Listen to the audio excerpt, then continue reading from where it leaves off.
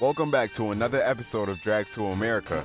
I'm your host, Tiyon Wide, and the verdict is in, y'all. Let's get straight to it. The world got accountability for the horrific 9 minutes and 29 seconds. The Floyd family must be saluted for their bravery, because time and time again, they faced the cameras non-stop and held their composure through their devastating pain. I noticed Lucifer Chauvin had a notepad writing everything down during the entire trial, yet he didn't write the verdict down. Maybe he couldn't write because his eyes were like cartoon movements while the verdict was read. Huge props to the camera guy showing his eyes darting back and forth as if he was confused, as if he didn't know what was going on. That monster did so much dirt, he probably was really shocked he got charged at all. How on earth does an officer have that many complaints and remain on the force? All Lucifer Chauvin's dirt has finally caught up with him.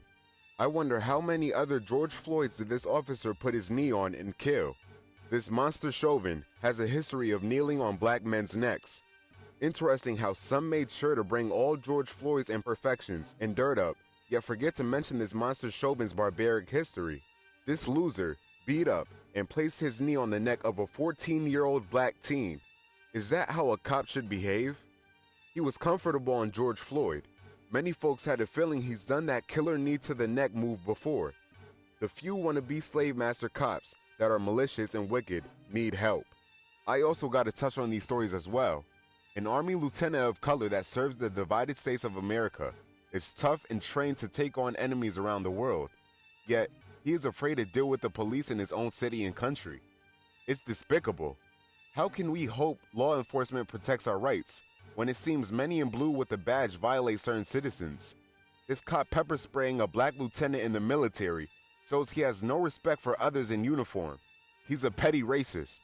Officer Idiot Bully knew he was wrong at the end of the video. He actually tried to convince the soldier not to say anything. He deserved to be fired and more. Another thing, isn't a taser a completely different color?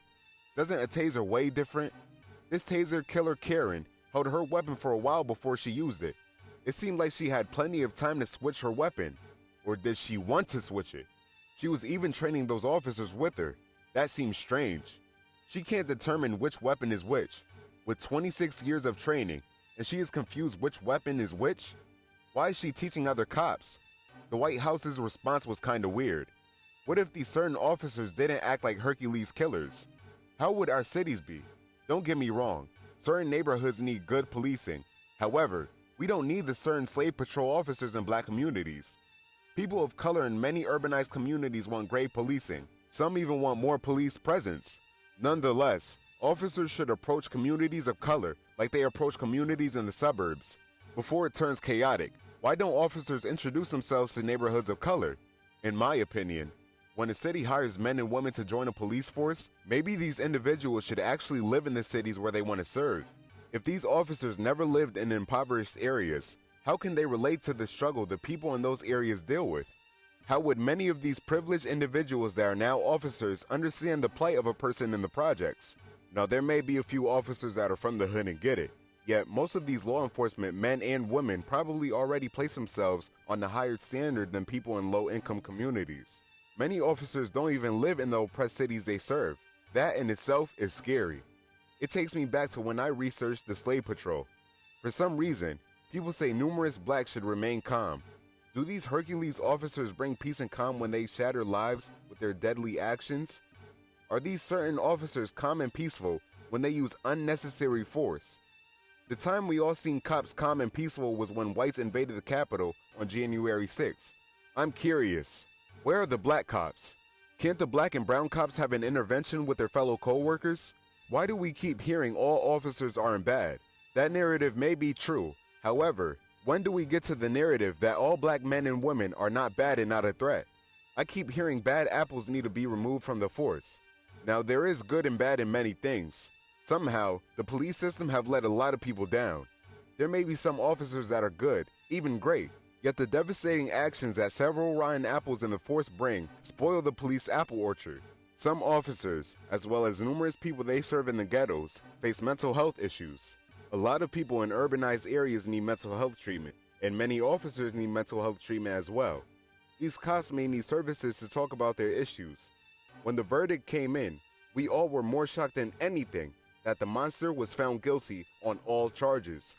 Years ago, Rodney King was beat on video like a dog, and all officers were acquitted. Let's go back further to Emmett Till, when he was killed by white devils over lies. You know what? How about we go back even further, to slavery, when numerous black men and women were killed due to wicked lies and hate whites produced. This verdict is in the direction we all need. There are so many other cops that have walked free. It's a shame. When the verdict came down, my mother said, "We can't do the George Jefferson dance yet," meaning we can't get stuck in the celebration of a guilty verdict for one and not for all. There are 3 more losers that helped Chauvin kill. They also played roles in this lynching. I pray these officers are held accountable for their actions. Many other cases have arose since the verdict. Why is it that when it comes to blacks in certain ordeals with the police, these officers go straight to lethal formulas in seconds? This circumstance in Ohio is different. It's a no-win for everyone involved. I think there could have been a non-lethal way to get her attention to stop. It hurts to see blacks hurting one another in any way, shape, or form. Because if black communities had more programs for teens, maybe they would stay in their own lane, there would be fewer disputes, and no need to call any police at all. There was a man that actually jumped in a woman's fight. Why did he hit a woman? Why didn't any adult break it up? The young lady in Ohio was failed by many adults watching the incident play out. Very shameful. Who's gonna fix this policing problem in urbanized communities? I don't think the answer is firing a rotten officer just for him to go to the next town and torture new citizens. That particular rotten officer shouldn't be on any force again. God is the only method to all of the madness. Each situation may be different. Nonetheless, everyone's in agreement with reforming the police. Will there ever be great policing in minority communities? Time will tell. As always, wash your hands a million times. Spray Lysol everywhere. I'm your host, Ty Worldwide. Take care. God bless. Whoa. Your man ain't, the judge ain't, COs ain't, POs ain't. Play yourself, I get the G.